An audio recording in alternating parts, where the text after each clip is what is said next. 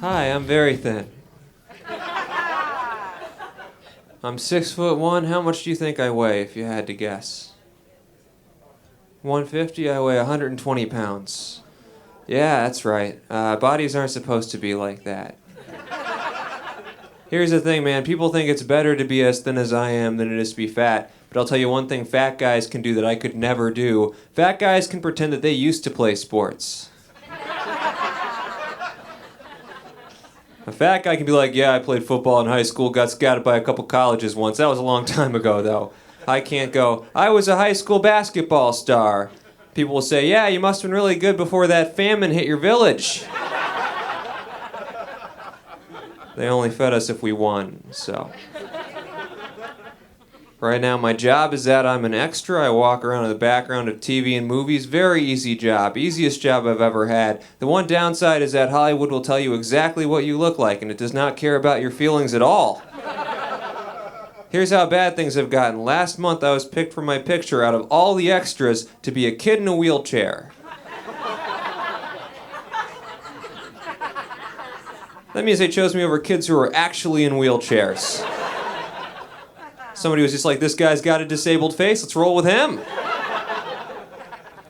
was a pretty easy day. I was only in one scene. All I had to do was wheel past the actors and flip them off. That was it, and that was fun, and we did that once, and one of the actors came up to me and was just like, hey man, that was really funny, you're great, I'm Michael. I was like, oh, I'm Isaac, nice to meet you. We do a different take. Another actor comes up to me and is just like, hey buddy, you're doing a great job. And I was like, wow, what a friendly set.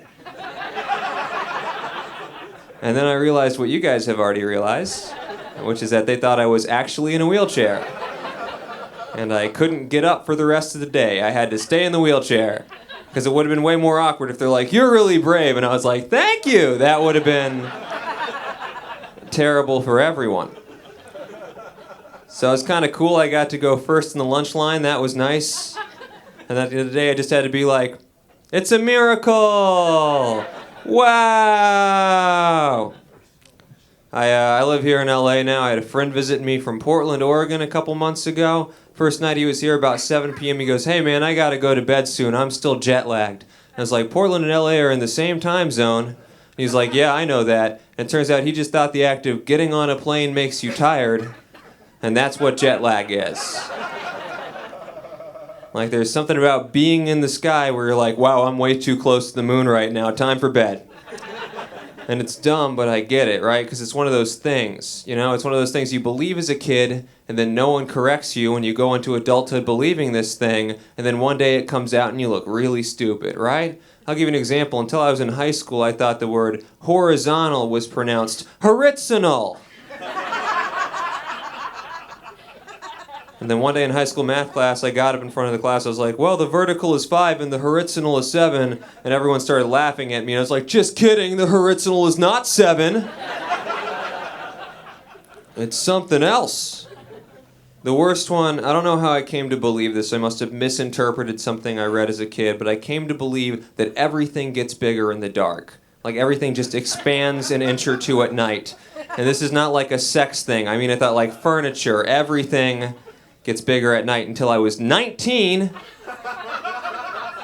I was talking with my friends, and one of them was like, hey man, how tall are you? He was like, oh, about 6'1", but maybe 6'2" at night. And he was like, what the fuck are you talking about? I was like, you know, things get bigger in the dark. He's like, no, I don't know. That's not a thing. You're an idiot. Even now, I can't live it down. He'll call me up and be like, hey man, just got a new TV, 52 inches, but at night, 55, easily.